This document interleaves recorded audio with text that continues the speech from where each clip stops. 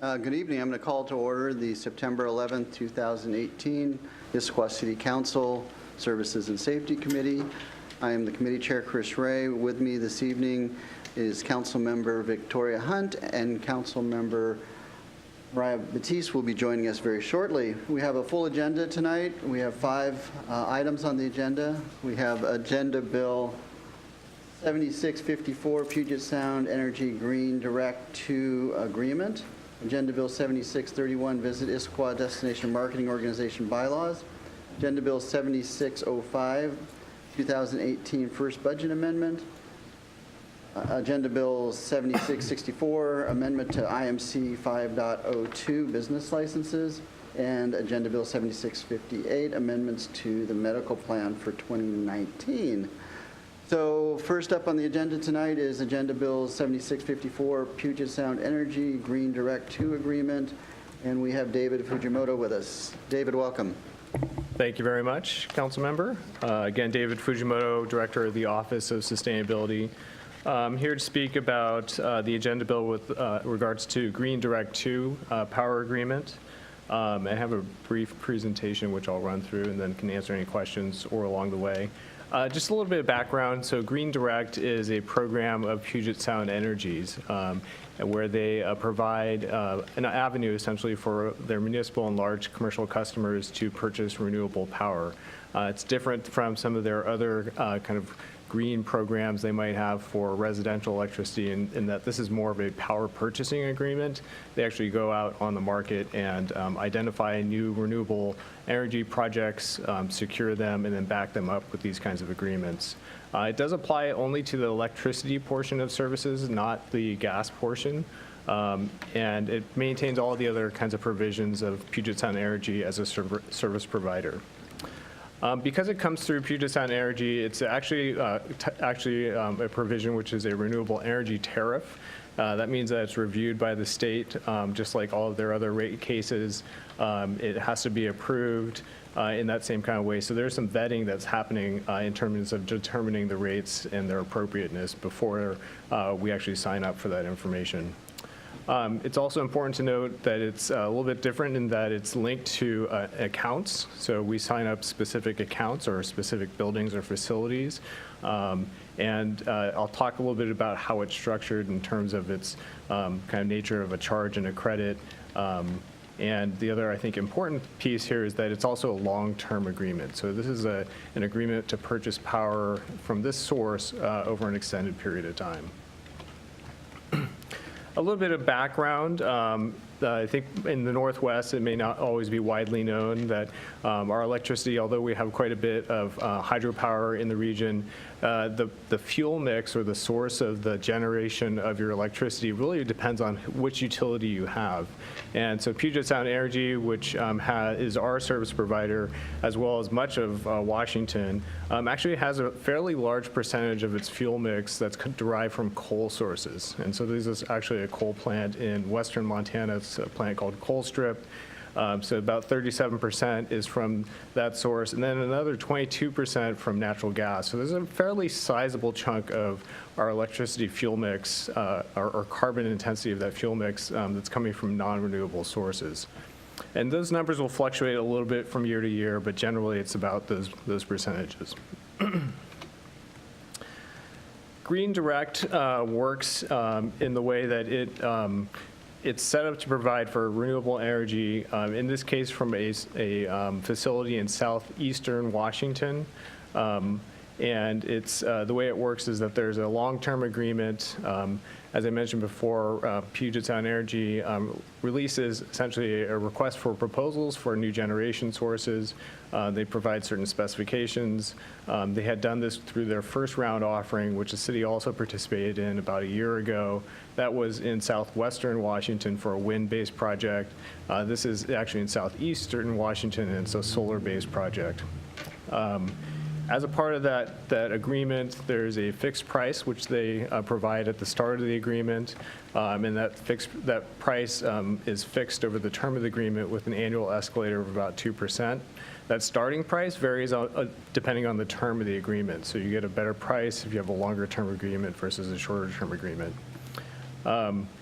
It's important that this is just only applying to the power portion of your utility charges or utility bill. It doesn't relate to transmission or distribution, billing, meter reading, all these other kind of functions that Puget Sound Energy provides. Those continue and remain the same. Similarly, there's a credit. So essentially what we're doing is we're replacing that portion of our bill that's our electricity supply charge and replacing the kind of standard fuel mix with the Puget Sound Energy Green Direct, our renewable fuel mix. And so that's a change out in the difference, and there's a differential in the cost between the two. And again, that's separate from all these other pieces that the utility provides as a part of the regular service. This is an example bill just to kind of highlight that a little bit more. As you can see that there are a number of line items, if you will, in a typical Puget Sound Energy bill, whether they're from conservation program charges, a fixed monthly charge, a base or their base charges, and then there's a credit and a charge for the renewable energy that's provided on the bill. So in one case, there's a debit of 4.047010 cents per kilowatt hour, and then there's a charge under this circumstance of 0.048500 cents per kilowatt hour. And so that's essentially how that works. Those are not the actual numbers that apply in our particular rate case. In essence, because we're looking at purchasing, entering into a longer-term agreement, part of the difference between what we'd be paying in by participating in this program versus the general rates that Puget Sound Energy would be providing depends in part on what your outlook is on energy costs. We don't know, we can't predict the future for where general rates are going to go for Puget Sound Energy. We do know that historically the rates have gone up on average of 2.4% over the last 15 years. So that gives us a little bit of a barometer, at least historically backwards looking. But again, we don't know what the future consideration is. There are kind of a variety of factors. They're through their IRP, which is their integrated resource plan. They have a fairly high projection of about 6% annual increase. There's other methods for projecting forward. The region actually uses a 3.0% increase for regional power planning for all of the Northwest as another place of comparison. So looking at a few different scenarios under Green Direct, this is showing the potential options for Green Direct, and the vertical axis is the charge per kilowatt hour, and the horizontal is a number of years out. This is under an 18-year contract arrangement. The green line is the rate and how those rates would change over time under the Green Direct program. And then the dotted lines are a number of different scenarios, essentially. So there, we compared this to what we consider a relatively low rate of change, average rate of change for rates for Puget Sound Energy at 1.5%. We used the 15-year average of 2.4%, which is the kind of teal or blue line. And then the purple line is the Northwest Power Planning Council. That's the regional planning agency, and they use 3%. So you can see that under Green Direct, we start off at a rate that is considerably, or is lower than current rates, and it's also lower than forecast rates because the contract wouldn't start until 2021. And it would be slightly higher than the curve at a 1.5% average annual increase by the time we reach the end of the contract. Any questions there? Any questions? As I noted before, there's actually a fair amount of flexibility in the way that the program operates. There's a certain number, certain types of accounts that are eligible. We've already kind of gone through the screening process for most of those. For example, residential properties that the city might own are not eligible to participate. There's certain streetlight rate categories that don't apply. And so we've kind of already done some of that vetting. We do kind of, as we took a look at this, took into consideration the expected life and operation of different facilities, the potential for energy efficiency improvements. But the reality is with their program, they do offer a lot of flexibility. So Puget Sound Energy says that even though we sign up an account, if something should happen with that account, so for example, if we sign up a building and we chose to renovate it or maybe dispose of it, we could transfer that account to a different city account with no penalty. Similarly, if we were to implement efficiency measures and reduce our demand at a particular building by whatever amount, by half, for example, that would have no impact on this. And so we're not committing to a firm demand. We're just signing up accounts. So there's a fair amount of flexibility that they have in working with their customers on this program. As I mentioned before, yes. Oh, never mind. Keep rolling. Okay. We currently are participating in the Green Direct program through the kind of round one offering that they had. We signed up about 2/3 of the city's accounts with that go around. There's about 96 accounts, and it included a wide range of facility types, streetlights, pump stations, buildings, et cetera. And at that time, part of the interest and some of what we heard from council was that this was a great program, but they also wanted to reserve some options for the future because that was a wind-based project. There are some impacts from wind projects, particularly to birds, and it's not the kind of lowest environmental impact option for renewable energy. Puget Sound Energy also had indicated that they might be offering a second round, but it really depended on how the first round went. So we reserved some of that as we were also looking at our facilities. With this go around, we're proposing to fill out pretty much the remaining large accounts that we've got. This will take us up to about 95% of our energy demand coming from renewable sources, or electricity demand coming from renewable sources. And then just taking a look at the kind of fiscal comparison, as I mentioned before, with the 18-year agreement, we do get a price incentive, if you will, that by offering a lower initial rate.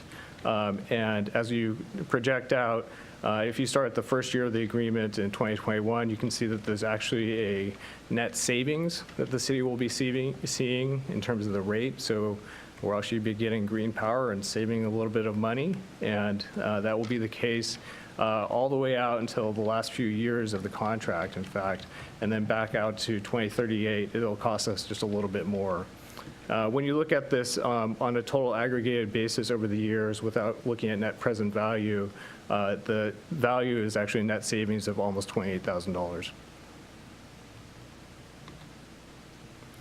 So just to recap, a few benefits and considerations.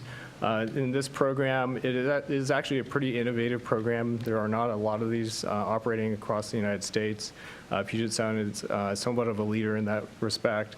It's actually developing new resources. It's a new renewable power resources. They're situated here in the Northwest as well.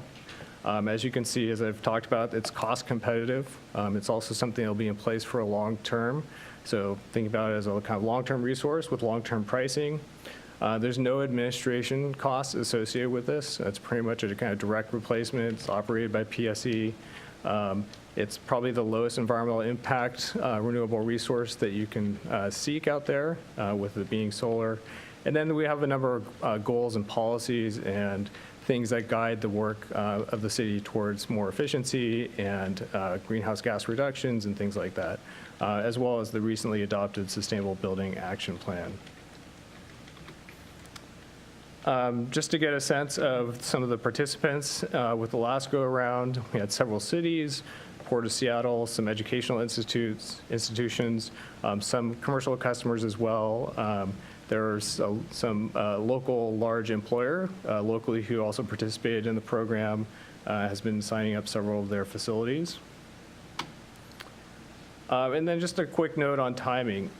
So with this offering, we heard from Puget Sound Energy that they were expecting quite a bit of demand. So the first go-around, they opened up the program and it lasted several months. This go-around, they had anticipated that it would actually fill within a couple of hours.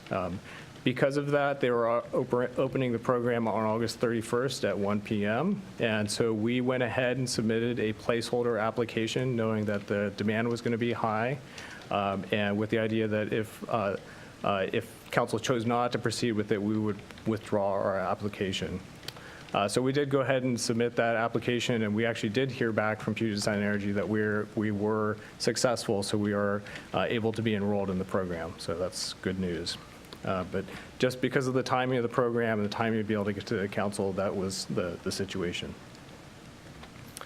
So our recommendation is that we enroll the remaining, yes? Microphone.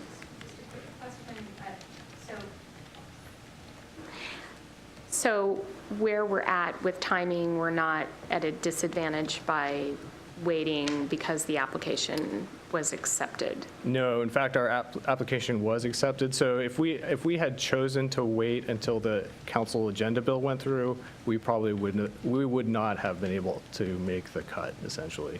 Okay. Yeah. So their demand filled that day. So we submitted a placeholder application. Okay. Yeah. All right, thank you. So just to recap, we're recommending proceeding with the 18-year agreement, enrolling the accounts. They're attached to that agreement. We can continue to evaluate that as the city makes different choices about future investments. I think we're not in a position where we wouldn't be able to transfer to available accounts. So because of that flexibility, I think we're in pretty good shape. And because we'll have some different renewable sources in our portfolio, as these contracts expire, we can evaluate what comes along in the marketplace and make some adjustments with each new offering. So that's it. Thank you. Any questions or comments? Councilmember Hunt. Thank you for the presentation. This was a learning moment for me because I had thought that because the state of Washington generates hydroelectric power predominantly, and electricity generated by the state is mostly hydro, and then there's some very, when I looked at the graph, couldn't even see if there was any coal that's generated within the state, but I guess within the mix that's used by Puget Sound Energy, they're importing from Montana. That's correct, yes. So that was interesting to know, and it kind of makes programs like this seem all that much more important. I have a couple of questions about the specifics of the program. So in the previous offering, it was 70% from, is the previous offering the 70% from wind? And then what is the percent from, and then this is solar based, and so what is the percent from solar that this program would be? That's a good question. It's a little bit complicated. So when the Puget Sound Energy offered the first round, the first tranche, if you will, it was specifically for a wind project in Western Washington. And then when they were thinking about this project, they were anticipating this would be purely a solar project in southeastern Washington. As they started to get some of the information in, they found that the pricing was exceptional with the solar project. And so they actually are doing a piece where they're going to be blending the two power supplies. There will be, they'll actually offer the city a discount on the first go-around as a result of that. So there actually is technically a little bit of a blend that happens, but the primary objective with the second round was to bring on that solar capacity. And is the percentage comparable to wind in the first program, so 70%? So that's new because of this second offering. So originally it was 100% wind. Oh, okay, so it's 100% renewable energy then in the Yes. Green Direct program? Okay. That's correct. And it's, Predominantly solar with this offering. okay, and it's difficult to know what percentage because it's going to be mixed. I think with their agreement, It could be in there, I couldn't find it, but let's see. it might be in there.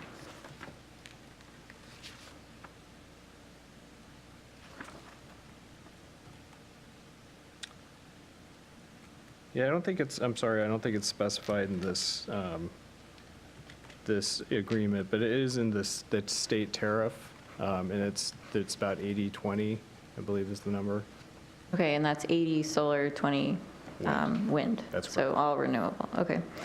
And then is the reason why coal is in the standard mix for cost? I think there's cost and legacy. So Puget Sound Energy is one of several utilities with a stake in Colstrip. And there's actually like 4 different plants that are associated with that site. Plants 1 and 2 are older, and they're actually planning to retire those over time. And then 3 and 4, there's some dispute over what the timing is for amortization of that plant and eventual closure.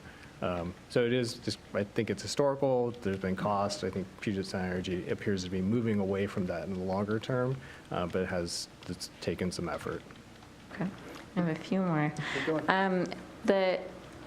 I was reading that Puget Sound Energy, it's the largest utility in the state, but then in the information and the questions that I had asked you ahead of time, you mentioned a few other utilities that are serving in this area region, and their renewable rates for what I assume is their standard mix. So I wondered about, and I realize that we're talking only about Puget Sound Energy and switching to Puget Sound Energy's program, but I wondered also if you could talk about just those other options, the other utility options sort of in the bigger picture.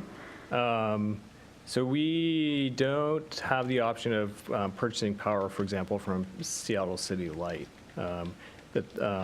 There are the different utilities in the state have just different kind of resource capacity and investments over the years. So in that example, Seattle City Light, I forget the number, is like 88% hydro-based. And they have a number of different plants. One of them's up in the North Cascades, which generates quite a bit of their power. And so that's part of just kind of their legacy of investment in renewable or those resources. Puget Sound Energy's is different. And so there are some utilities which have higher percentages of hydro. Some nuclear is also a fairly significant number in the Northwest. But there's not a ton, there really aren't very many. Actually, Puget Sound Energy might be the only one at this point with coal, I think, in their mix. Okay. And then in the recommendation, is the recommendation to enroll all remaining eligible accounts, or were there some eligible accounts that you were not recommending to enroll at this point? There were a few eligible accounts that we just chose to not include, and those were there was a half a dozen radar signs. The park shop was one because we felt like that might be undergoing some renovations. And then I think maybe the RV park. So there was just a few that weren't included, and those just felt like maybe there's a little bit too much uncertainty around. Or they're small enough demands that didn't matter. Things that might change, you said, or renovate, or? Yeah. Okay. And then also, so it's a long-term agreement. If there are breakthroughs in the science or new developments and things like that, is there the option to, if there's a Green Direct 3 that is more efficient, or some new, as you said, they're working on new renewable sources, and how would that work if we're enrolling pretty much all of the accounts in the current plan? Would there be an option to upgrade? So we would be locked into the agreement. This particular agreement would just be for that short list of about 15 to 17, or I forget how many it is, accounts. So we would be committing to those pricing over time. Presumably, we could talk to Puget Sound Energy, but the contract would be in place. Okay. All right, thanks. Anything else? That's Great. it. Questions? Deputy President Batiste. Thank you.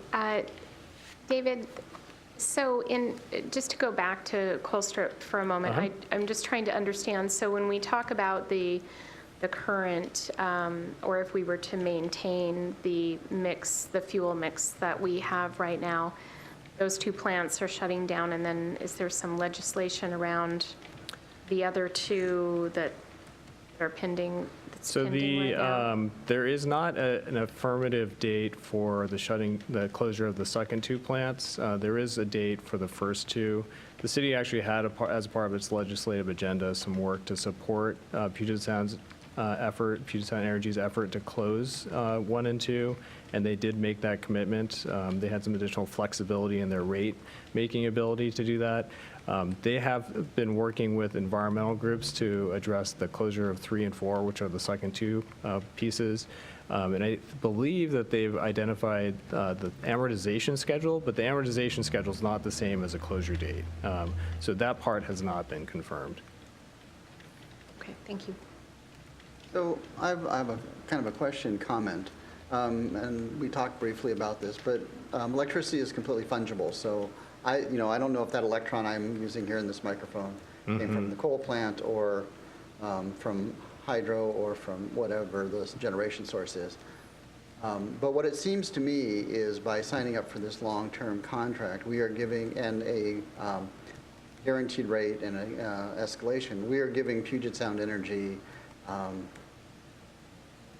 the comfort that they have a long-term customer that they can then invest in these kinds of programs. And that's really what we're doing, is we're creating market certainty for them by doing this. That's Is that a fair correct. statement? I think it's probably even more direct than that, because we're backing up the contract for that renewable power source. So for that particular facility, this is one of several agreements that backs up that specific demand.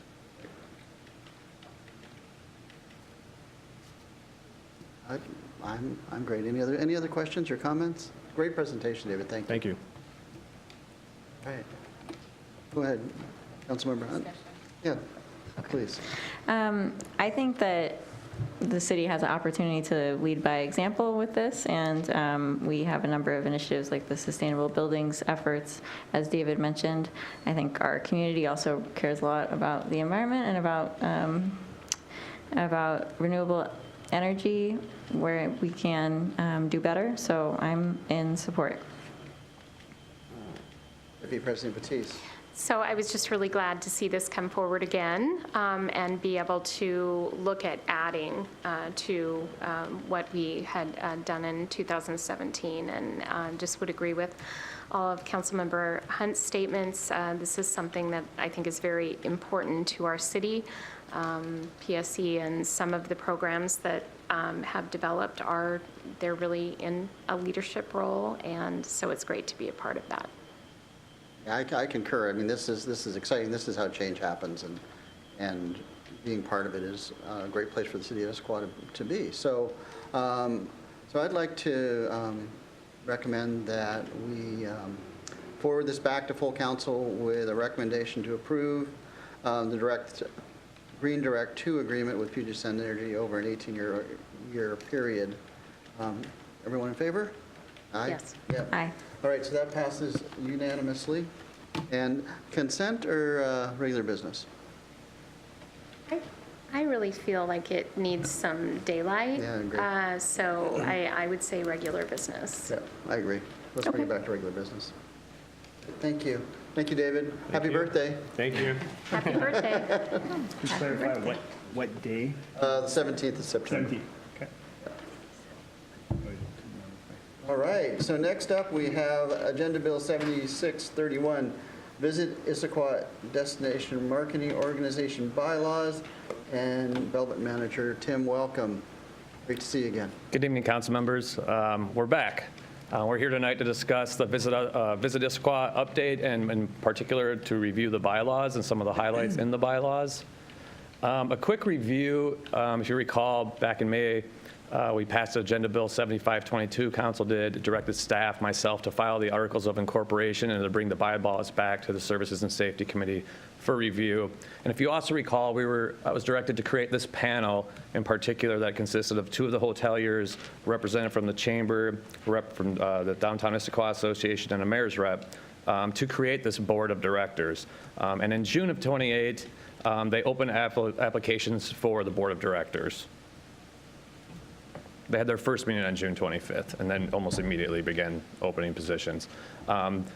The press release was issued on June 28th. Here's just a copy of it. It's not the most beautiful picture. I took it with my phone to get it on here. I just wanted you to know that it was transparent. Board positions were. They were posted in the Chamber's newsletter, through our city-wide communications, and the DIA's newsletter. And then in July, they began conducting interviews. And then August of 2018, the Board of Directors is officially formed. 4 of the original panel members chose to remain on the board. The 2 hoteliers, Kathy McCory from the Chamber and Jeff Walker to represent marketing. Robin Kelly chose not to remain on. And then they chose 5 additional members, Jennifer Fink from City of Issaquah Park, Sarah Hawley, Fab Raziat, Ron Fall, and Patty Hagar. And then this is me using my, oh, do you want me to? Yeah. So in the original group of people, there was a DIA representative, Robin Kelly, and then is there currently, how is DIA currently represented in the board? They're not. So the board chose to have these positions allotted on the left in the yellow, which consists of 2 hotels, a marketing representative, 1 restaurant, 2 amenities and attractions, 1 from a local association, which right now is the Chamber, and then 4 at-large members. And then if you look to the right, the blue are the people that fill those slots. They still have a slot open for a restaurant, and they still have 1 at-large member open. So they still have 2 positions to add. And I think I went right past it, but the bylaws, oh, it's in the next slide. The Board of Directors, their first term will begin on December 1st of 2018. And then at that meeting, I don't know if they've already selected it or not, the 2 or 3 year terms, but they will by that meeting. They'll decide if they're going to serve a 2-year term and a 3-year term. And it should be about half and half so that the terms are altered. And then going back, I did miss it in a slide, but they chose, the bylaws call for no less than 7 members and no more than 11. And then thereafter, they'll all be on 3-year terms. The board officers, pretty normal, chair, a vice chair, the treasurer, which also serves as a secretary. That was a request by that board. And then their meetings call for no less than 9 meetings a year, which allows them some flexibility. Staff, it's up to the Board of Directors to do the search and hiring and salary requirements for the executive director. And then this was the hard part, is dealing with membership. This is not a paid dues membership organization. In order to create it with the IRS, it has to be a C3 or a C6. Most DMOs in the state, if not all, are C6. The reason they're not a C3 is a C3 is usually reserved for charitable and educational purposes. So the membership consists of the Board of Directors. It's not a members' dues organization, similar to a chamber. And our chamber director knows that as being a C6, you have to have a membership. So in doing research and talking to other DMOs, this is what they do. They basically call the Board of Directors and the officers their membership. Annual report, in the bylaws, it actually says that they'll report once a year annually to the Lodging Tax Advisory Committee, and they'll also report back here to City Council once a year. The next steps for the DMO, develop their 2019 budget request to the LTAC. That's actually complete. I just received it a couple of days ago. Securing funding from the LTAC to visit Issaquah, so we're trying to find a way to appropriate those funds into their account, which can be a little bit difficult. We've got to get a contract with the city to make that happen, but we're working on that. The LTAC actually meets on this Thursday to review the budget, and then they'll make their budget request.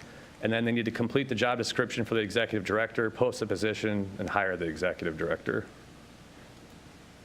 I want to give a special thanks to the panel. They've been meeting every 2 weeks since June 25th.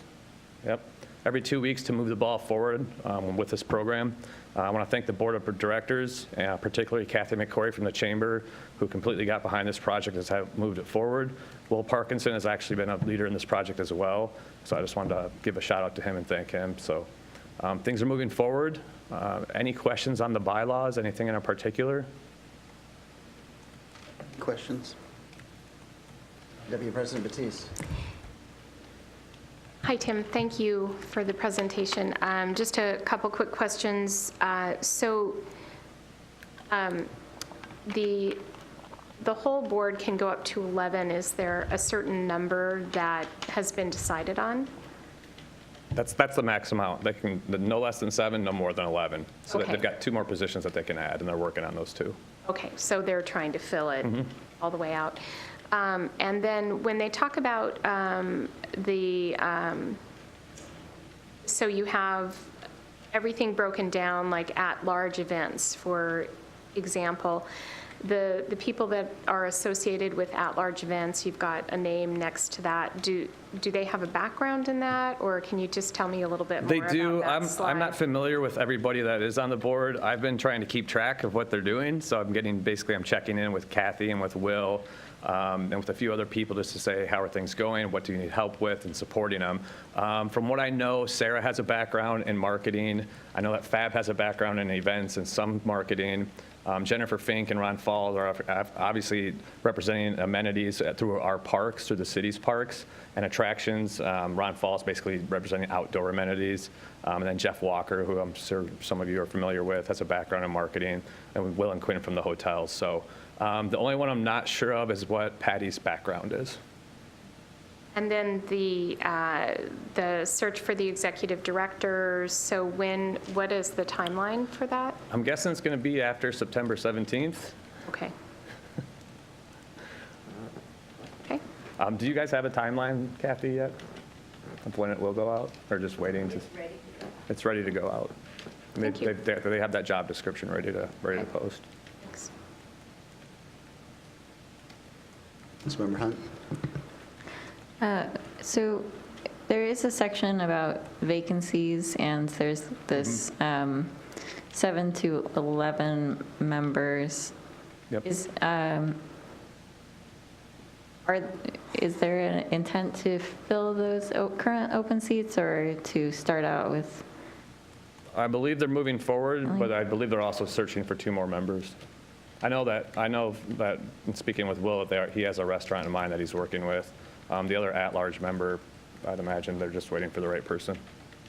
Okay, so sounds like the intent is to have 11 people, but if, They've got to add them both at once because they don't want an even number for Okay. voting purposes, so they're probably going to try to align them at the same time.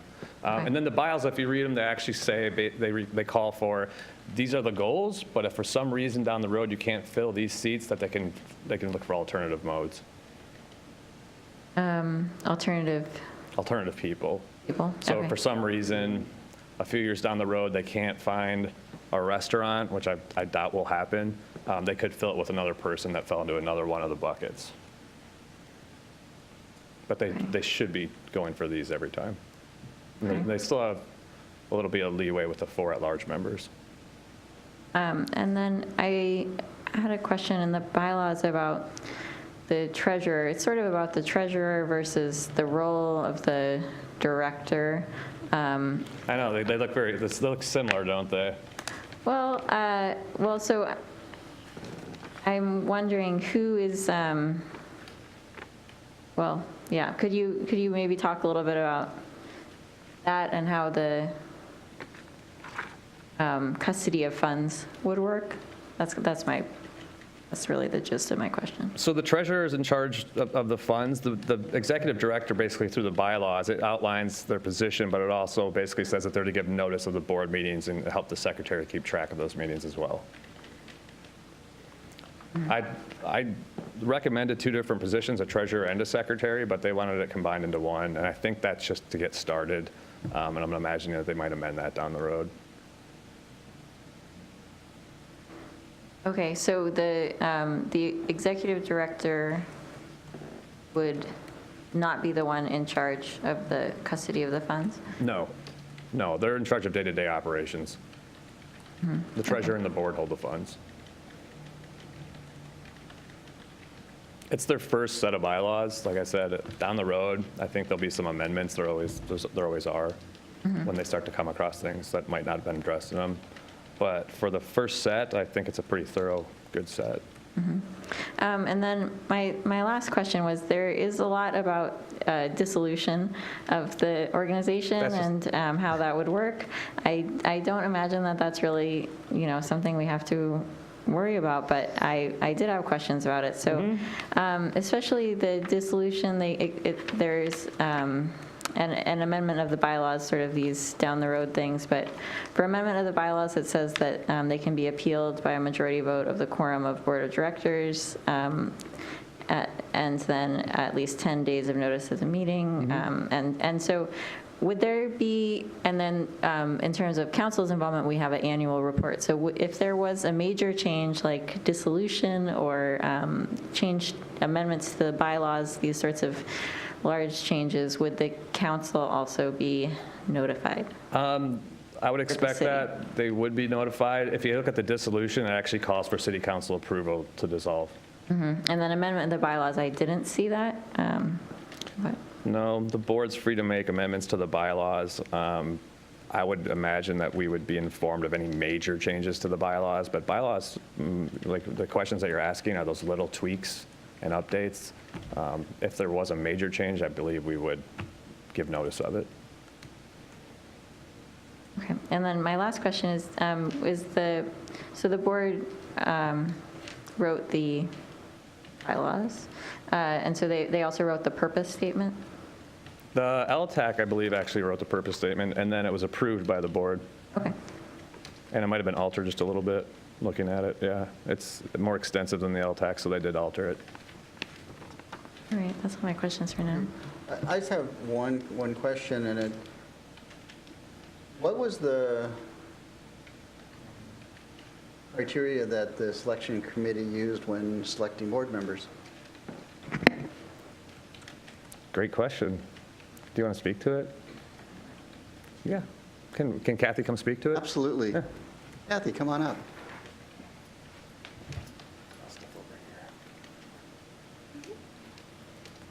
So the board of directors, after they put a call out, they received about 12 or 13 applicants.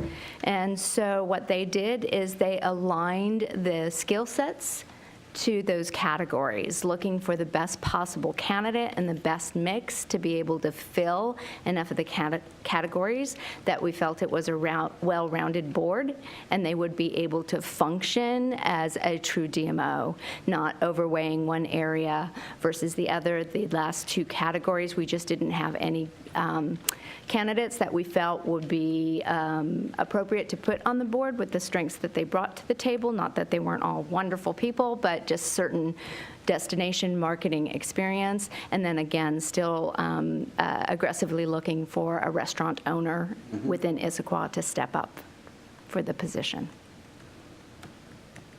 We're missing one restaurant owner and one at-large, right? Correct. Right, okay. Thanks, Kathy. Any other questions? Right. I don't know if you wanted to do public comment, but we will take public comment if anybody would like to speak. Welcome back. I think Tim pretty much covered it. I can say that the committee started seeking out board members right away. Great people did step up to the plate. The rumor mill, if you will, was out there working for us in full force, which was actually very exciting. That all the talk previously about the DMO coming to the community really spurred top quality candidates coming up and stepping up to the plate. So we enjoyed that. And again, thank you to Tim Dutter, because we actually did not write the bylaws. We looked to the city for guidance with that, legal counsels for guidance, and actually the IRS was a lot of help with that because they have certain templates that we needed to follow, and that's where we found out that we needed to be a C6, not a C3, and that's why that direction has been chosen. Great. Thank you. All right. Any comments or deliberation? Council Deputy President Batiste. So I actually have one more question. Tim, so in the city's past, not that we would be looking closely at the dissolution provisions, but I would imagine with some of the things that we've had come up in the city that this is something that was looked at in terms of best practices for the city in terms of entering into or writing the bylaws and with legal counsel? Absolutely. Yeah. The dissolution's pretty standard verbiage for any nonprofit organization. Okay. So taking into consideration any anything that we've experienced in the past and taking those best Yeah, practices. dissolution doesn't leave forward. the city liable for anything, almost. Not almost, clearly, but it doesn't. Thank you. I have one question that's made me think about it. So I know that we're going to fund the organization initially with LTAC funds. Are there any plans or has been any discussion by the DMO around other sources of fundraising since it's not a member-funded organization? I can only speak to my conversations with the Lodging Tax Advisory Committee, and that was a discussion from day one. You know, down the road, they will seek alternative modes of funding, and the board will start having those discussions. But for now, it's solely funded by LTAC dollars. But that is part of the job description for the executive director to do business development, which falls under that. All right. Any comments or additional thoughts? Councilmember Hunt? A few more questions. So are the meetings open to the public? Would the meetings be open to the public? The Lodging Tax Advisory Committees are always public and open to the public. Being a private board, I believe they have the choice to make them public or not. They don't, not currently They decided? don't, yeah, they don't notice them. I sit on the History Board Museum, we don't notice them, and I don't think they're open to the public. Okay. But the so- LTAC meetings are, and that's this Thursday, Okay, 9 a.m. okay. Home I was free. just curious, I couldn't see if that was in the bylaws anywhere.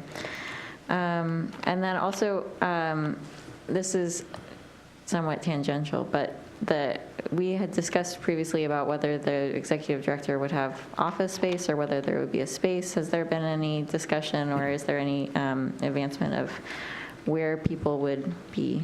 So the discussions sitting? that I've had are, once they get their executive director in place, is to ask the executive director, do you need office space? Do you have preferences?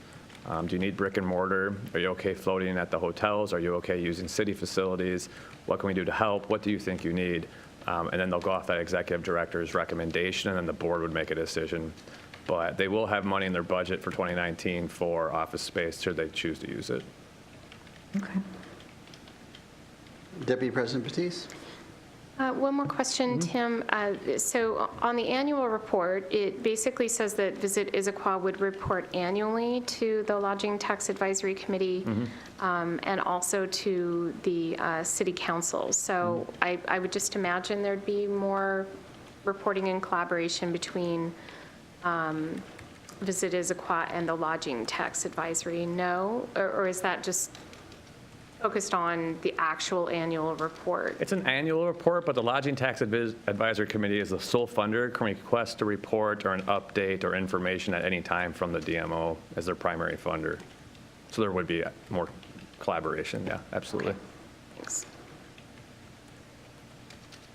Any other questions or comments? Councilmember Hunt? Have some comments. I think this is a good start, and I look forward to hearing what they do, what they go forward and do. I think that the list of people, some people there I know and respect a lot, and then some people I'm less familiar with. But I think the one thing that does stand out to me is that there isn't the DIA representation. So I know that DIA is very important in terms of organizing events and attractions and the sorts of things that would bring people to the city. And so I think that incorporating DIA, the Downtown Issaquah Association, in some manner would be important to the success of the DMO. And other than that, I appreciate the update, and I think, I think it looks like a really good start. Thank you. Deputy President Batiste? I would echo what Councilmember Hunt talked about in terms of somehow having DIA be involved within the organization, whether it's on the board or some other way. But I do think this is a good start, and we'll look forward to getting reports going forward. Obviously, this is going back to council, but I do think this is a good start and appreciate the update and sharing all of this. Thanks, Tim. I mean, it's been a long journey, and we've had some really good discussions here, and I want to believe that we have a better organization for those discussions, and I think the broad base of support will be absolutely essential in accomplishing the mission. So thank you for all of the work that you've done. Kathy, thank you all the work that you've done, and the rest of the organization putting this together. So I think this is an interesting thing, because we're not approving or disapproving the laws or the bylaws. What we're doing is going to recommend that the council, I'm going to use the word endorse the Visit Issaquah bylaws as adopted by the Visit Issaquah Destination Marketing Organization Board of Directors. All in favor? Aye. Aye. Okay. Passes unanimously. Can we go to consent with this one?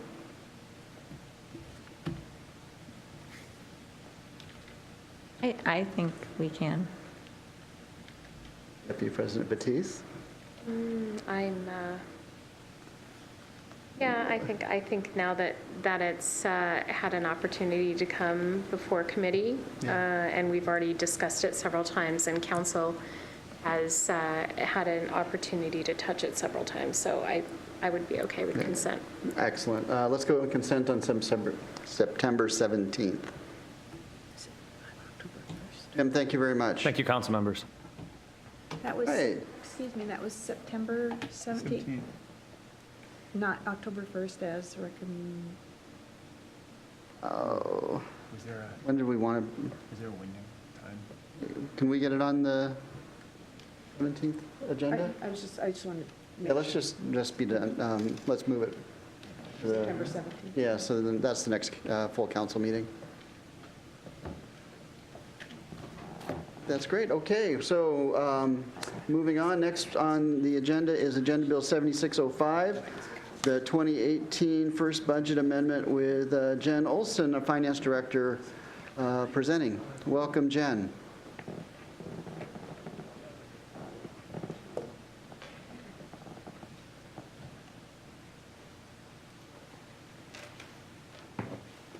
Good evening. I'm going to pull up the exhibits to the proposed ordinance.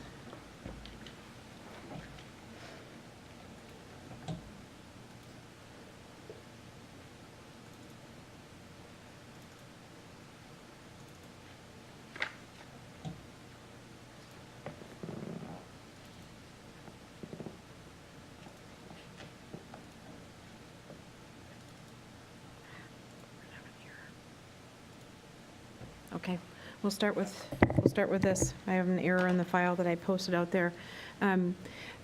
Tonight, this discussion pertains to the proposed amendments for Agenda Bill related to budget amendments. In the original council information Agenda Bill, the budget amendments are primarily for council-directed additions for staffing, grant-related spending, reauthorizations from 2017, allocations for capital projects or primarily cash flow purposes, and proposed amendments for truing up for unbalanced transfers, such as transfers between funds where there must be a match from the transfer in to the transfer out. One thing that was noted when meeting with Councilmember Ray with regards to the amendments that were posted in the agenda bill is that there was one small change, line 22 of the budget amendment log, where there was a missing transfer in. You'll see that it corresponds to line 16 with regards to this transfer out, and so that is something that I wanted to point out, that we've updated the budget amendment log in the agenda bill to reflect that. So essentially, it improves the overall change in ending fund balance for all funds, that 310,000. So with that, essentially tonight, I'd be happy to answer any questions about the specific line items in the agenda bill log, that the committee might have. Any questions? Scan it. Councilmember Hunt. Well, so this was a lot of things to look through, and I had a question about some of the ones where there isn't a date associated. So one in particular was the professional services to support concurrency update. So really, it's a question about how to interpret these ones where we don't have a date, but that are expenditures that are in the budget amendment. And the one that I'm looking at is line 9. There are several. The date column in the budget amendment log corresponds to an agenda bill, if a budget amendment. Otherwise, these are budget amendments that departments have requested over a number of months, so they wouldn't have a date. This particular request is a reauthorization of spending from 2017 for professional services to continue the concurrency update project. And so that's why there is no date on there in that column, Okay. in that field, if that answers your question. It does partially, and then, so with things like that, and again, this is just for my interpretation and understanding, I wonder, professional services to support the concurrency update, and it was a reauthorization, is it on this list of budget amendments because it was not foreseen to need to reauthorize it? At the time that the budget was adopted for 2018, that's exactly right, is that it wasn't believed to have be needed to have that spending allocation for this particular purpose. Okay, thanks. Be President Batiste. Thank you for putting all of this together, Jen. On the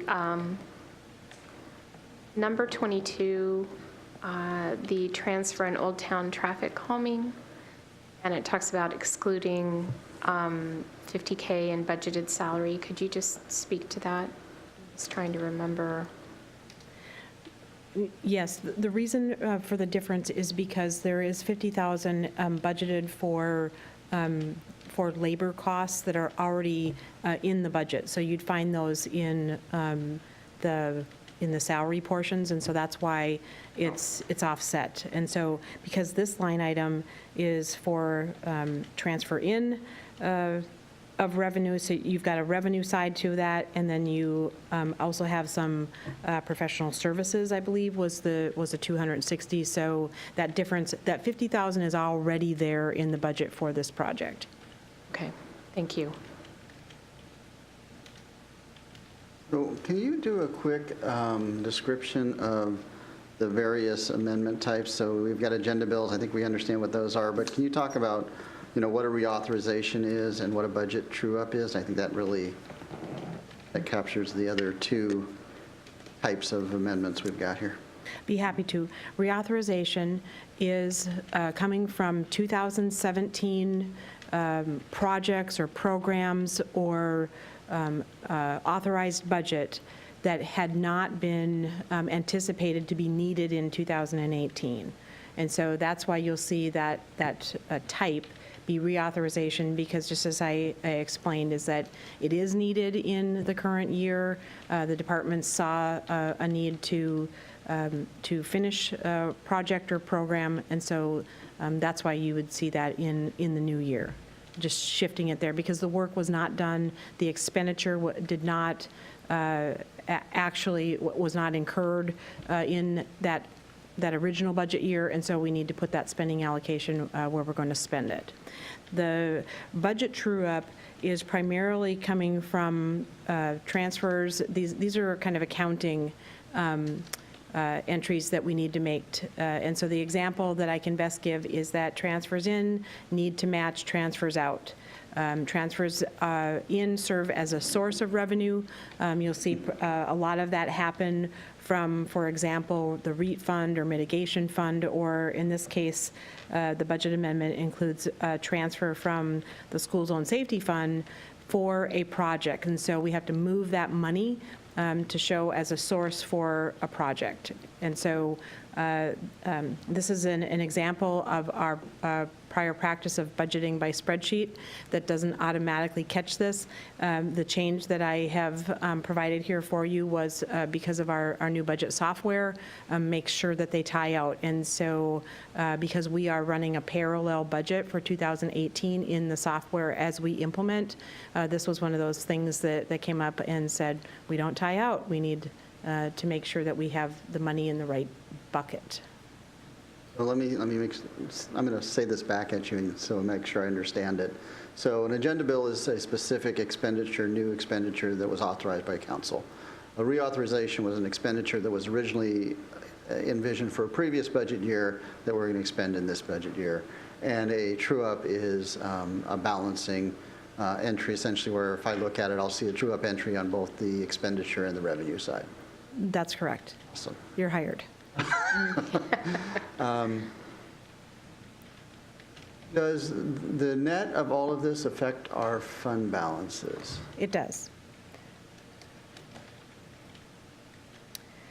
The increase in, from originally adopted budgeted revenues, the increase in revenues goes upwards to a total revenues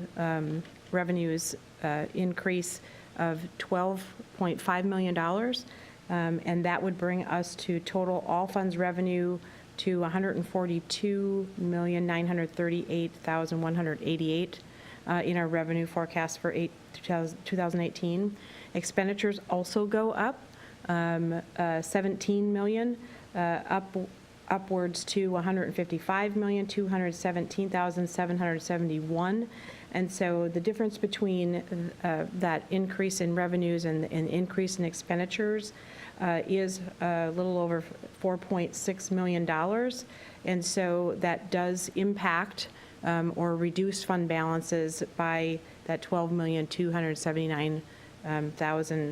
I just wanted to also point out that the primary reason for the budget amendment in that large number is due to its capital project funds, and specifically in the street capital fund, where we want to make sure that we have enough in our budgets to continue to cash flow projects that are multi-year projects, where sometimes we need to shift some of that spending allocation because, again, the project advanced farther or didn't advance farther with regards to the work being done, so we want to make sure that we have the right expenditure in the right year. It doesn't change the overall project budget, but it just puts the money and provides the administration with the authorization to actually spend those contracts that the council approved for the entire project. So I wanted to point that out because that's where you have a large increase on the revenue side and increase on the expenditure side, just for cash flow purposes. For the street capital fund, the revenue side, because again, we have expenditures that need to be billed out, so we want to make sure that we have the right revenue target in that current year.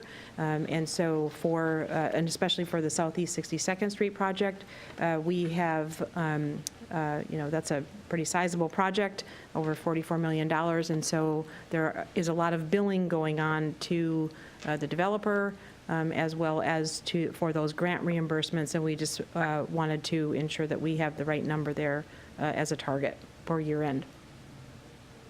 And then final question for me, and see if anybody else has any more. This doesn't reflect any actual, so it doesn't look at actual expenditures and it doesn't look at actual revenue. This is really just adds and deletes from the originally adopted 2018 budget. That's correct. This is just budget. The budget amendments do come from departments having to analyze to determine, and especially for capital project funds, what they are going to need to spend on those projects, and then, of course, what we are going to bill for reimbursement. So they are expected to do their analysis and projection before they do a budget amendment request. Any other questions? Yep. Councilmember Hunt? There are two other categories that are not used very much. There's the new revenue run, and then there's also pass-through. So the one I had a question about was actually the pass-through one, which is there's one at line 31, the Cascade Water Alliance, RCFC, adjustment to offset revenue, 1.4 million. And that's a pass-through. So could you explain that one? That one could also be typed as a budget true-up.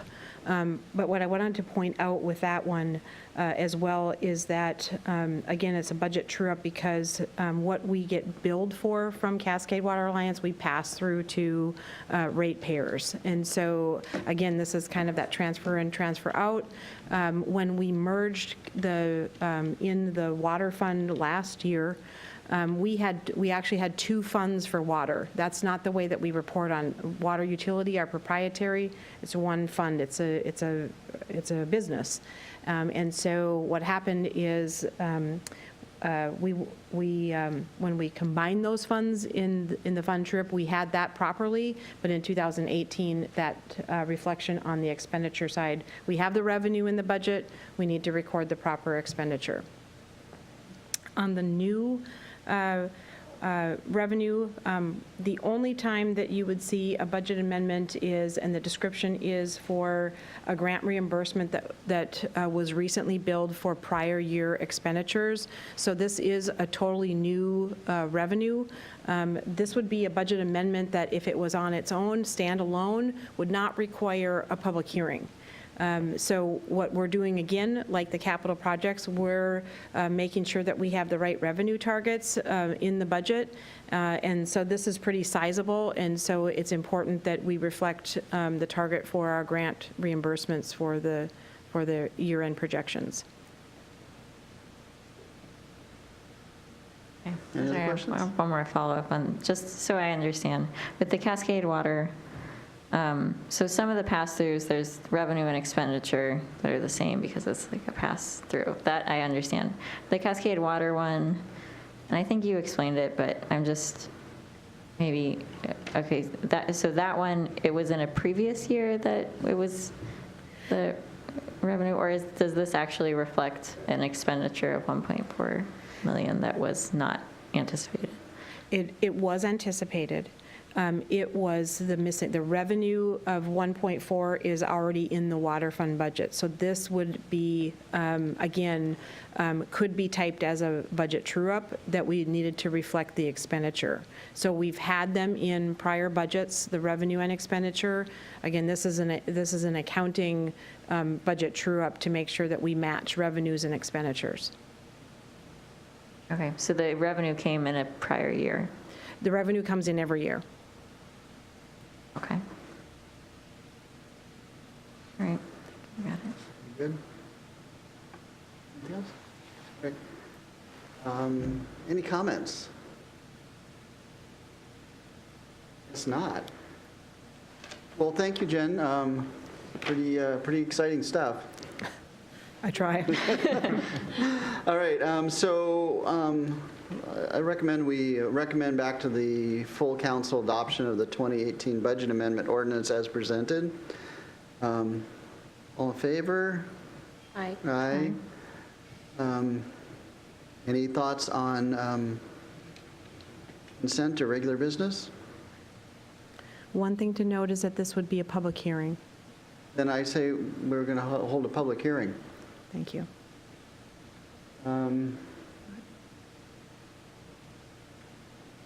So can we do that on the 17th of September?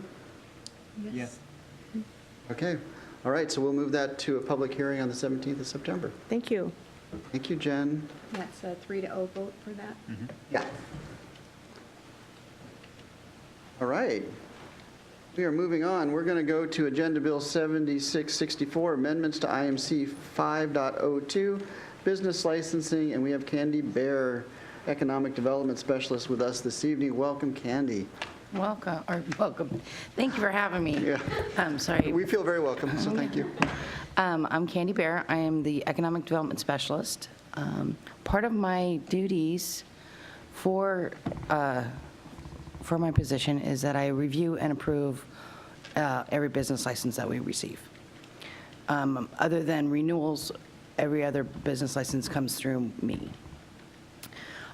State legislature has passed, this screen's terrible, engrossed House Bill 2005 that requires cities to take some certain actions. The first one, well, I'm actually going to go in backwards order here because two of them we don't really need to do anything with.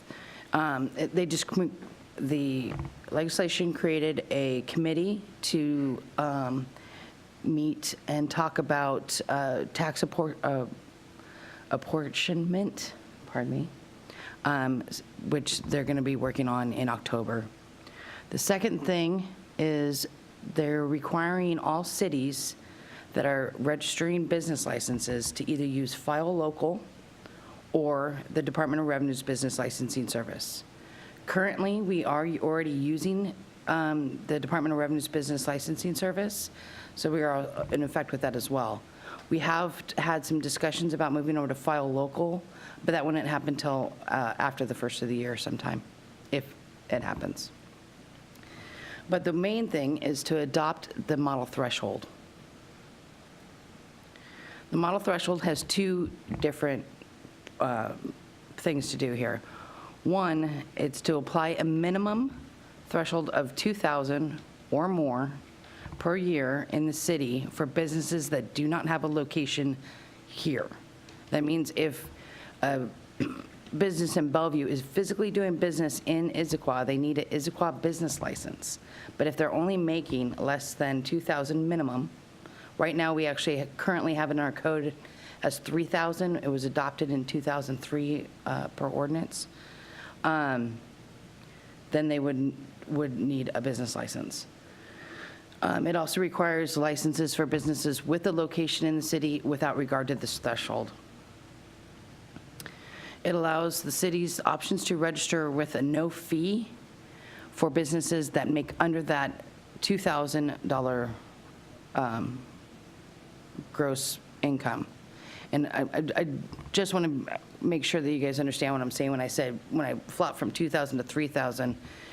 2,000's what the 2,000 minimum is what the state bill states, but we have already approved a $3,000 minimum in our code from 2003. So for businesses that aren't physically located in here. So we're already following this as of right now as well, but going through the business licensing service system, they will actually automatically get a no-fee business license through them. If you process through, currently, if you process your business license through the business licensing service and you put 0, you will still get charged the $60 fee. That's what our business license costs are. And then after the first of the year, any business that currently is not physically located here but doing business here will not be charged that $60 fee. An additional thing that they did was made all cities adopt the definition for engaging in business and actually install that in your business license code. We have engaging in business in our tax code, and it's basically similar. It has, instead of business license, it says tax reference, as well. Any questions yet? Yes, Mariah. Deputy President Batiste. Hi, Candy, thank you for the presentation. So is it 2,000 now going forward? Or is it? 3,000. I'm- I just got a little confused there. True. So I talked with the city attorney, and it makes sense because city council has already passed it with the ordinance at 3,000, even though the state's minimum is 2,000, that we should keep it at 3,000 because that's what the city ordinance already passed. Okay, that's what I was understanding. I just wanted to double check. Sorry. Thank you. So what this really means, I'll just let you read this for a second. We had 565,673 new licenses this year, or total licenses. Out of those, we had 4,676 in city and 997 out of city. Okay, and the numbers are going to get kind of screwy here, and fortunately I can't read the screen that well. Out of those 5,673, 874 were new. Out of the 874 that were new, 129 were not in the city. Out of that 129, 70 of those out of the city ones would fall through, would count as these no-fee licenses, okay? I want to say that I talked to the guy at the Department of Revenue today, and he says approximately we're getting 50 new business licenses a month. So if you think about, you know, of course we can't determine how many exact businesses we're going to get in, how many, you know, new businesses we're going to have, or how many new businesses are going to leave. But the ratio of new businesses per the amount of loss of the $60 for these non-located businesses is how I kind of try to decipher down on the bottom. So predicting 8 to 10% of new businesses out of the city would receive a no-fee business license, which would affect our revenue for business license fees about $6,000 to $7,000. Right now, we're at $196,000 for the year-to-date for 2018.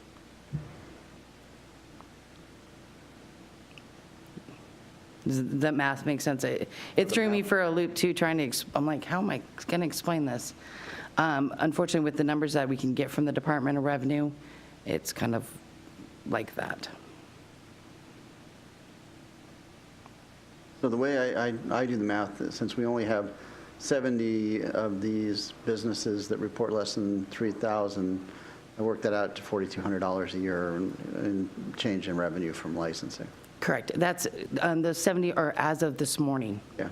So we still have a couple more months of 2018. That's why I estimated it might be up to 6 to 7. Yeah. I just can't confirm that. Okay.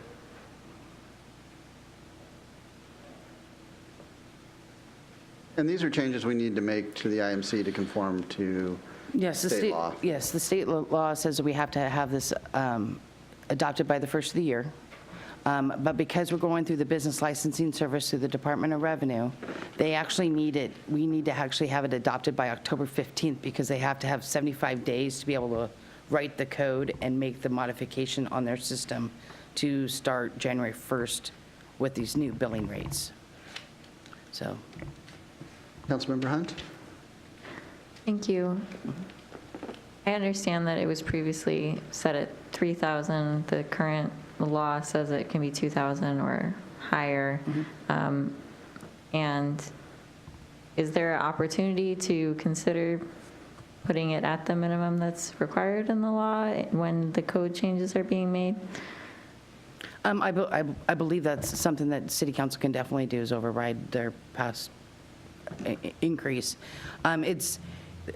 So my example of how I'm trying to decipher this is, you know, if we have a vendor that comes to the family market, that instead of having them pay $60 for a business license when they're only selling $120 worth of stuff, that's where they're really coming from on this. The 2,000 to 3,000, whatever you guys feel is appropriate. Like I said, the city attorney counseled me on, it seems right to just keep the 3,000, just because it was identified as you have to have at least a 2,000 minimum. And then one other question. For businesses that sell online, which I imagine there are more and more of all the time, does this apply to them? And are we seeing a lot of increases in businesses that do sell sort of small, within this range anyway, of gross amount, gross net revenue within the city? Is that an increasing trend that we're seeing? Well, we're definitely seeing an increasing trend across, or I'm definitely seeing the increasing trend across the board of all these new business licenses that we're getting from home-based making jewelry, selling online, or Uber drivers, or, all these other different individuals that we are receiving. But any of them that are physically located here that are doing business from their home will still need a City of Issaquah business license endorsement as well. So the amount of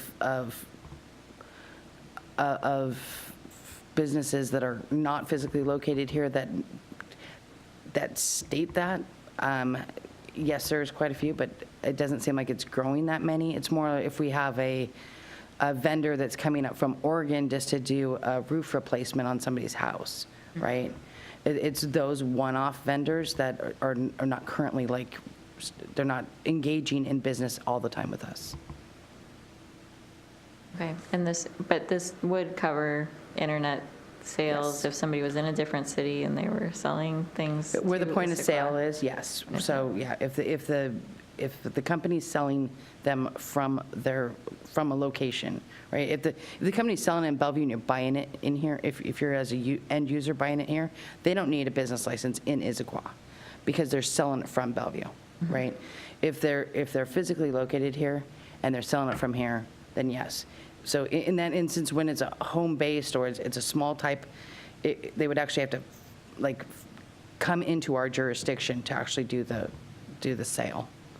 Does that make sense? Yeah. Any other questions?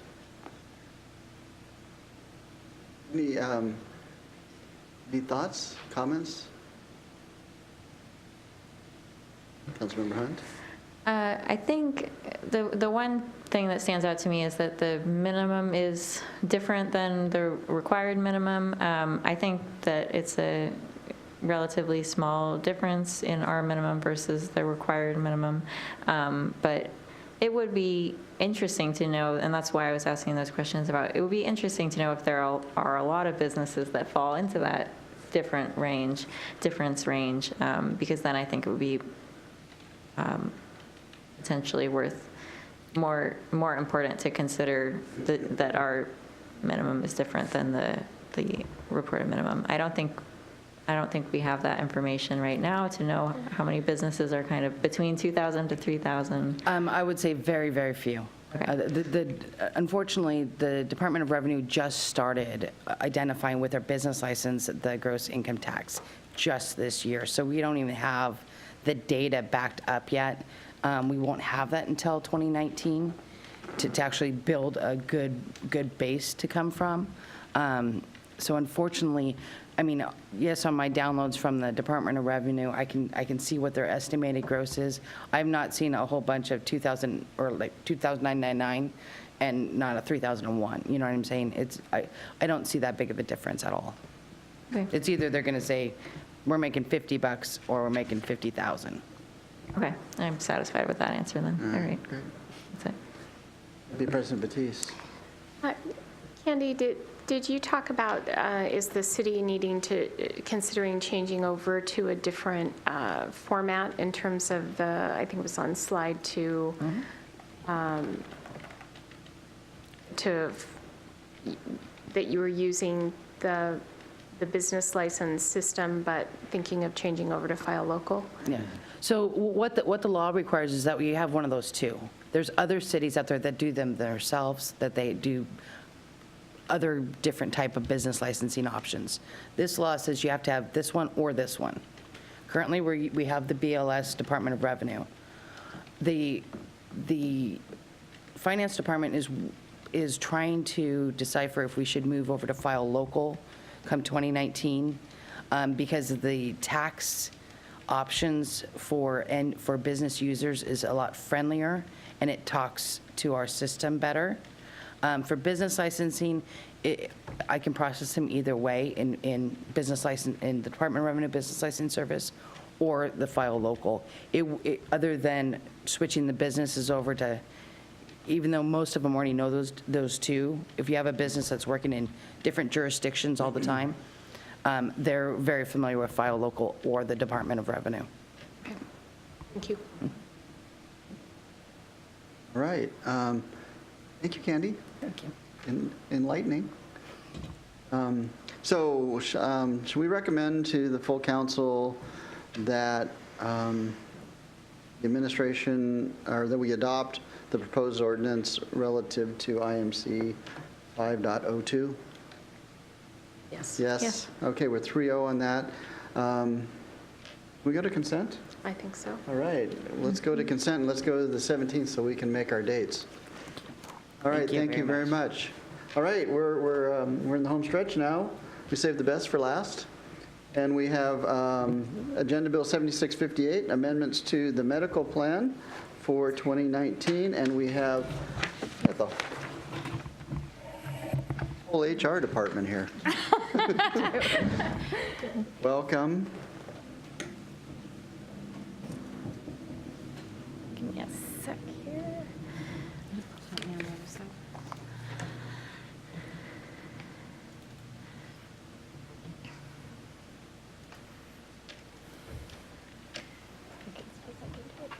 This way too. All right. Okay. We're here this evening to talk to you about the agenda bill. We're seeking approval from council of a proposed resolution that will confirm council support for the self-insured benefits program and approval of two new additional benefits, vision hardware, and a preferred provider network option. Tonight, the agenda for tonight is we'll give you an overview of the 2019 medical changes. We'll review the proposed additions and the recommendations from administration regarding the approvals and timeline, and then answer any questions that you might have. So the proposed resolution confirms council support for the self-insured medical plan and for the structural changes that were approved by the council for the ASA bargaining units and the police bargaining unit. The changes will be implemented on January 1st, 2019. Now, in order to ensure consistency, the same medical plan changes are going to be implemented in 2019 for exempt and for non-represented employees. We are continuing to have conversations with IPSA bargaining units and with Teamsters bargaining unit regarding similar changes in those plans as well. And I'm going to turn it over to Stephanie. Good evening. So the first of the summary of our medical plan changes are changes to what is currently our zero deductible plan. We are recommending changes of a deductible to $250 for an individual and 2 times that amount for a family, which would be a $500 deductible. We will change in-network coverage from 100 to 90% and eliminate copays, which are currently $10 for our office visits and hospital inpatient services. Our current out-of-pocket maximums on medical are $1,000 for an individual and $3,000 for a family. We're recommending changes to $2,000 per individual and to $4,000 per family. So just a clerical notation that was sent earlier today on that. We had just a typo within the pharmacy out-of-pocket maximums, and we had a typo on the deductible increase for family that are shown correct here on this slide. And the correct plan documents are at the back of your packet of information as well. Our pharmacy out-of-pocket is separate from our medical out-of-pocket maximum. Currently, that's $2,000 for an individual and $6,000 for a family. Our proposed changes would adjust those to match the medical out-of-pocket maximums of 2 and 4, so $2,000 for an individual and $4,000 for a family. Our preventative care on any of our plans is currently covered at 100% in and out of network, and there wouldn't be any changes to that coverage level. Going on from, that was our changes to Plan 1. Another change that we're recommending is the elimination of Plan 2. Currently, we have no enrollees on this plan, so there are no impacts to employees. It's an administrative move to reduce confusion on that plan. And then finally, medical change to the HRA, elimination of this benefit for exempt and non-represented employees. You may recall that HR funding impacts the tax liabilities of the Affordable Care Act, and eliminating this account will delay that tax liability. This is consistent with what we've done with our ASA and our Teamsters agreements approved by Council in 2017 and 18 already. IPOA will transition, that's our Police Officers Association, to a limited HRA account where they can only submit for reimburses against vision and dental only starting in 2019. And we are continuing negotiations with IPSA regarding the elimination of their HRA account. Be President Batiste. So Plan 2, what was Plan 2? And is the fact that you had no one enrolled in that, is that new, or was that over a period of time? Yeah, so when the city went to self-insurance in 2013, there were 4 plan structures that were designed. Plan 2 was a $500 deductible plan, and offering Plan 1 of a 0 deductible, that really wasn't overly attractive to any employees. The cost in premiums wasn't a large amount for incurring a $500 deductible versus a 0 deductible. We had, in our short tenure of current HR staff, 1 individual enrolled in the almost 4 years that I've been here, and there was just not necessarily an understanding of the benefit to be on the other plan. They have since moved off of that. We've just had no other interest since. Through negotiations with our bargaining groups, we've introduced different benefits at different times, and the agreements that we came to with the other groups were for the $250 deductible plan that we mentioned in the previous slides. So administratively, it doesn't make a lot of sense to continue a $500 option, something that we have to carry over each year when we just have 0 interest in the city in it. Thank you. So that's the changes that we are recommending. We also have a couple addition to benefits that we are proposing. One is vision hardware. So currently under our medical, we have a vision exam only covered by the medical plan. The proposed vision benefit would offer frames, lenses, and contacts, which we refer to as hardware. Historically, the city has not offered this type of coverage to some of our employee groups. IPSers and Teamsters have negotiated their own agreements for vision hardware benefits, and those will continue in 2019.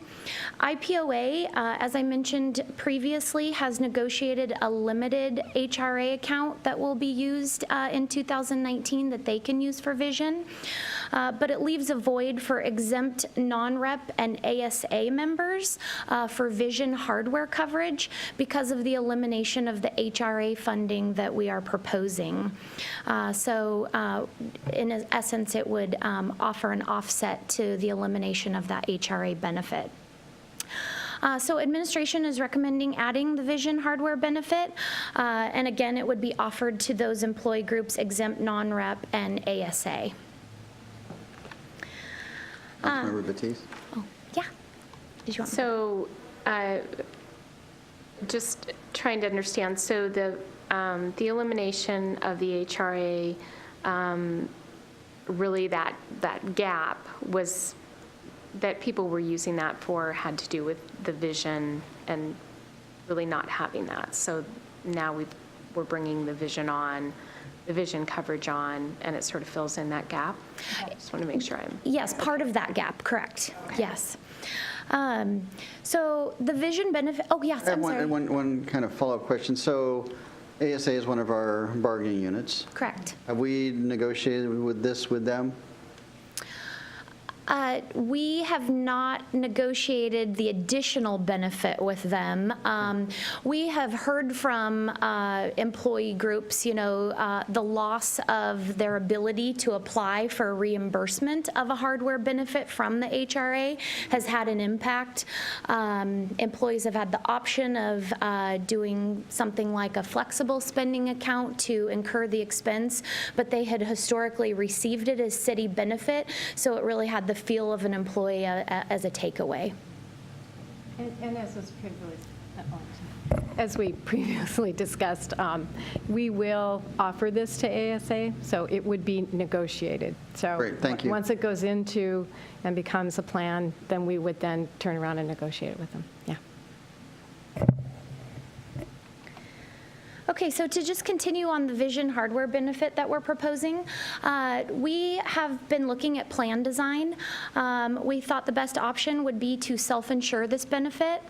The anticipated cost of this would be approximately $22,000 annually, or about $12 per employee. The historical cost of the HRA funding for exempt and non-represented employees has been approximately $121,000, or about $95 an employee per month. So the proposed vision hardware benefit is significantly less costly than the HRA funding and would have a clearly more defined purpose for actual vision hardware benefit specifically.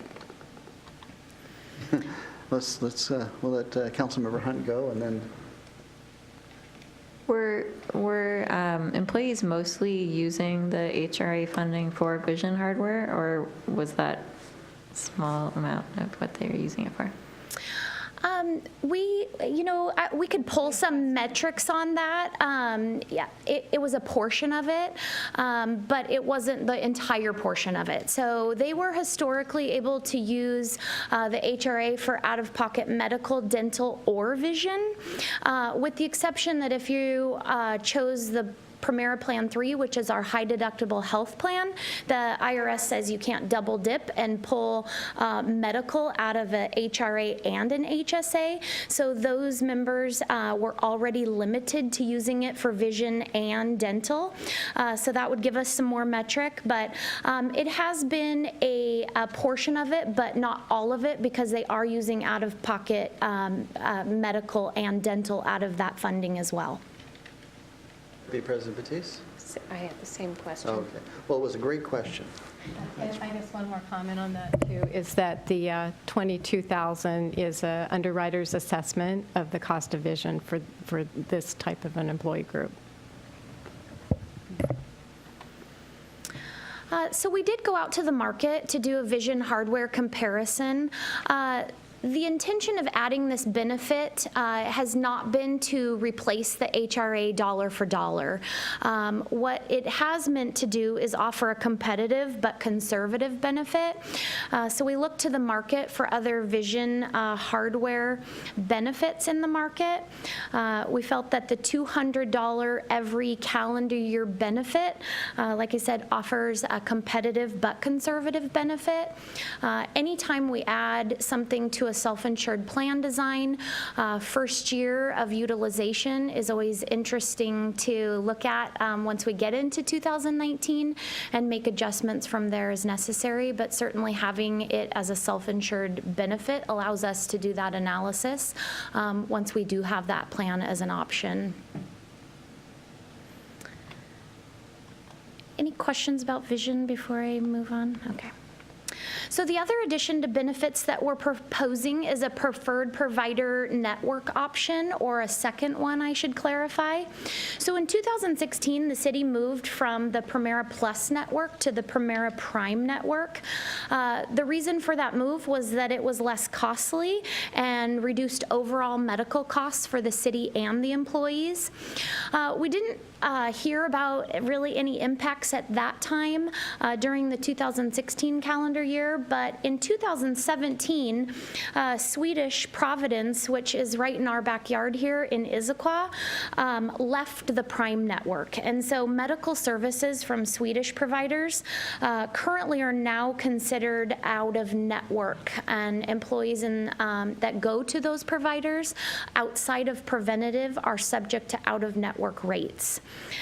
So administration is recommending that an additional network option be added to our medical design plan that includes Swedish as a preferred provider or in-network coverage.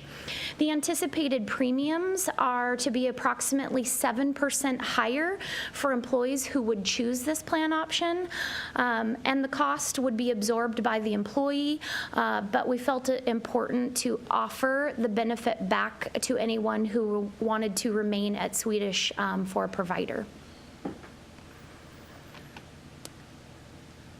Be President Batiste? So in terms of the plan design, so I understand there's two different networks, but is the plan the same? The same plan with the additional provider of Swedish and then a 7% higher cost to the employee?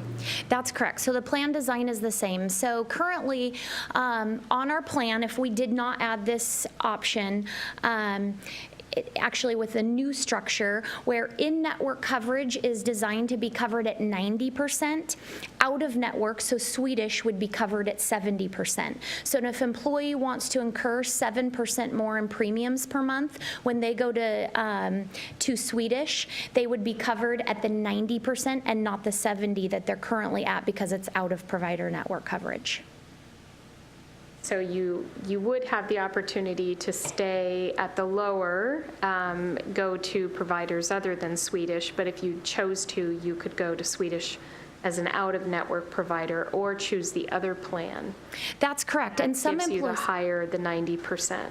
that is correct. And some employees would maybe need to do the math and determine if they would rather pay less in premium per month and visit Swedish out of network and reach their out-of-pocket maximums quicker. But it would be an option for an employee to go there and consider it out or in-network coverage.